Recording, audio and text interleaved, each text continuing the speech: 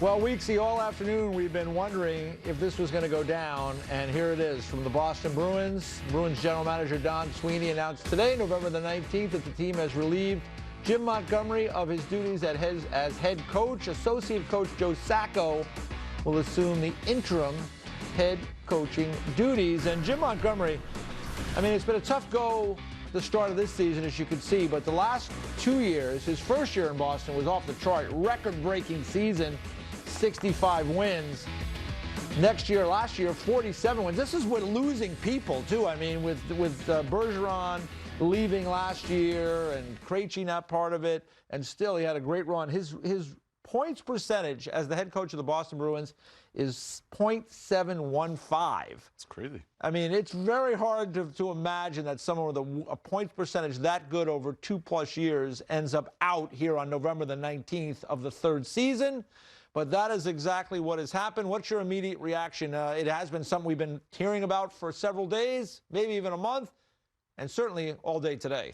Yeah, we actually delayed part of our show as a result of this. We've had an inkling that this was coming down. There was a report out there, and credit said person in the Boston area that had kind of tweeted this out earlier. Now it's come through to fruition. I would say this, and just working the phones here in the studio, one thing that's really interesting to me with the Boston Bruins, and as it pertains to Jim Montgomery, there's two parts to this. Number one, for me, there's the overall part, the organization as a whole, which for some reason, they've gone away from their values of being buttoned up, quiet, professional, methodical, and almost really just under the radar as a legacy franchise in a lot of ways in terms of how they handle their business in-house. That hasn't happened. Number two, then you've seen some of that stuff play out publicly, some of the commentary, some of the scrums, some of the other press conferences, and some of that are just uncharacteristic of the Boston Bruins. And of course, some of the players have underperformed. You put all that in the hopper, and I think that's what led us to where we are today. But I would be remiss if I didn't say this.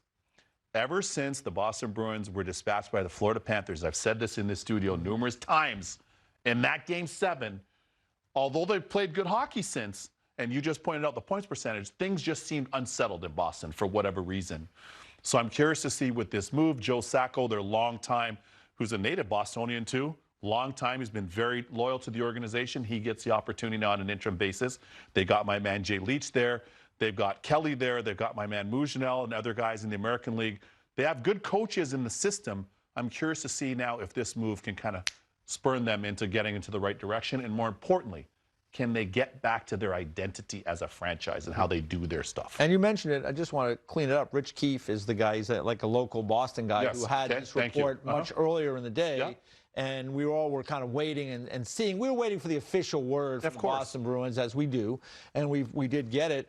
You know, there was a little back and forth on the bench last night, once again, with Jim Montgomery and Brad Marchand. It's the second time this year that has gone on. You can see this is last night behind the bench, and this is during a game where they're losing to the Columbus Blue Jackets. You can see Marchand kind of tapping the C on his jersey there.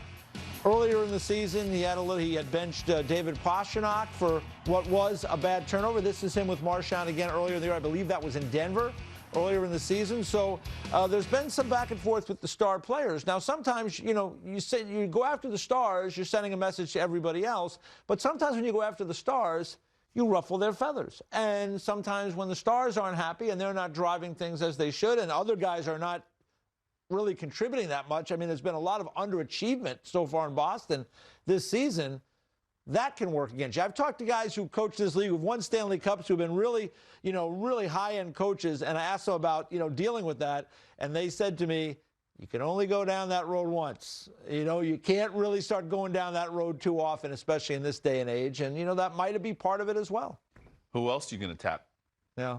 Jason Tatum from the Celtics, who just won. Yeah. You're going to take Jaylen Brown, who was MVP from the Celtics, who they just won. Yeah. At this point, if it's those guys, Pastrnak and Marchand, those are two of the faces of the franchise. We know that, of course. Charlie McAvoy would be in that, you know, kind of in the neighborhood, and Jeremy Swayman. But ultimately, this is kind of the fallout of those things. And the biggest challenge that I have, too, and I come back to this, is perhaps, you know, in the heat of the moment, the game's going on, everybody's intense. Yeah. So let me be fair. And I've been on a bench for over in an NHL ice for over 1,000 games pro, between being in the minors and being in the NHL. I can tell you, it's hot down there at ice level. Yes, it is. And it's intense. So I'm going to give that its space. But at the same time, we've now got cameras everywhere. We've got mics everywhere. And ultimately, when you capture those things several times, and this isn't 1997 when I broke in the league type year, or 99 or 2000. These are different times now. Yeah. And it's a different league and it's a different world. And that's my point about when you're poking those stars a lot. I mean, listen, it's your job. You're the head coach. You need to get guys to perform. But when you go down that road, you have to be careful, I guess, is the message I've gotten from coaches that have, again, very successful guys in the league, that you have to be aware of that. So maybe that played into it. At the end of the day, when I look at this team, and I just did their game on Saturday against the St. Louis Blues, and you go through the year with different players, I mean, it's been a struggle. They just go out and get Elias Lindholm. They had coveted him for a while now, right? He's going to come in and be a really big piece of the center ice they have there. He's gone 17 games now without a goal. So that's underachievement big time for a guy who's going to be on your team for 7 years times $7.75 million against the cap moving forward. That's right. Charlie Coyle, career year last year. He scored last night in the 5-1 loss against Columbus, but he's not getting much. It's his fourth goal. I think he has 5 points. Morgan Geekie, not nearly as good as last year. No James Van Riemsdyk either. That was he was a helpful player last year. He's gone. Yeah. I mean, like the guys that played very well for them last year and helped drive the bus, those guys are all, to a man, underachieving this year. So at the end of the day, Jim Montgomery's the guy who pays the price, and maybe there was some ruffling behind the scenes there. But at the end of the day, whoever comes in, Sacco on the short term maybe, if they go out and get somebody else and bring a higher profile guy, an experienced guy in, the bottom line is these guys have to play better. I mean, if Lindholm is scoring at a clip of 1 goal or 2 goals every 20 games, I mean, they're not going very far. And, you know, we also got to mention Jeremy Swayman, who didn't get signed till late in the process this year, came in late. But look at his numbers, .884 save percentage so far this year. He hasn't been very good. So, and this is a team without one of their best players on defense right now out of the lineup, Hampus Lindholm. So look at that, worst goal differential. I mean, the Boston Bruins have stayed near the top of things, Weeksy, for a long time, despite losing some pieces along the way. Maybe they're just reaching a stage now where it's going to be much harder because they don't have the guys, playing at that level. I mean, even Marchand, who's still a really good player, this guy's got a lot of miles on him in his career. Pastrnak is just one guy. McAvoy probably could be better as well. I mean, this is a team that has not performed well this year, coach or no coach. These guys got to start playing better. I'll go back to something that I learned from the great Lou Lamoriello, playing for him for the Devils, and watching and hearing from the guys I played for before I did. Yeah. But playing for him, let's keep our house in order. Yeah. Let's keep our house in order. You know, I used to see in the dressing room up the road at Meadowlands. Oh, yeah. I didn't, it was tough. It was, yeah. It's tough to get anything out of that legacy group that was the Devils at the time of their tenure. It's tough to get anything out of the Islanders now in their great UBS arena now with Lou running the show there.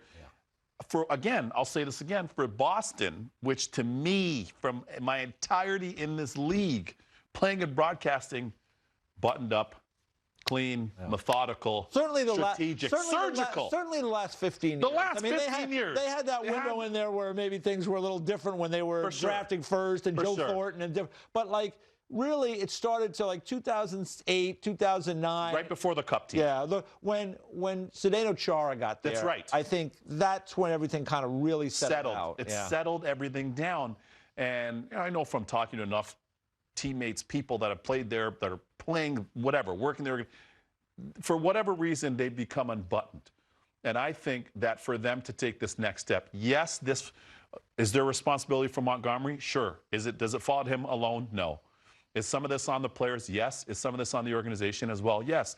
I think there's a collective, depending on how you want to parcel it out, but there's collective kind of accountability here. The Boston Bruins, for me, today now, have the opportunity to press reset. Here's the best part, Eej, if you're a Beast fan, anywhere in Dorchester or Southie or wherever you are, they're not out of the race. Yeah. No, they're not. They're not out of the race. Not at all. And maybe that's why Don Sweeney is acting now. Right. We're getting coming up to Thanksgiving soon. And, Ottawa, Buffalo, can they push forward? Detroit. And then they talk about wild card, maybe the Islanders. There's some other teams that. So, The time to get going in the right direction is now for the Boston Bruins. And their schedule is favorable. You know, again, as we did the broadcast on Saturday, the Blues, you know, they're missing their best players. They end up losing that game. Columbus, not a playoff team. They've got Utah coming in. They weren't a playoff team last year. I think it's a 10-game window where 8 of the teams weren't in the playoffs, and 2 of them that did make it weren't teams that were that dynamic. So they could see a look at some of the schedule there. You got Detroit on Saturday. That'll be a big game. Back-to-back. Vancouver, obviously, was one of the tough teams last year, but the Islanders kind of in the same boat. Pittsburgh's been struggling. So let me ask you this. Talk to me. As we get to, as we closing in on time here. Talk to me. Interim coach for Joe Sacco. Let's talk about guys that are out there. Like Joel Quenneville is available now. And, you know, if it's me, I'm making that phone call. But I don't run the Boston Bruins. Also, a guy like Todd McClellan is another guy that's out there, available, right? Give me some more names. Our buddy? Jay Woodcroft, out there, available. I mean, there's. And in here? Well, Bruce Boudreau, out there, available. Hey, Bruce.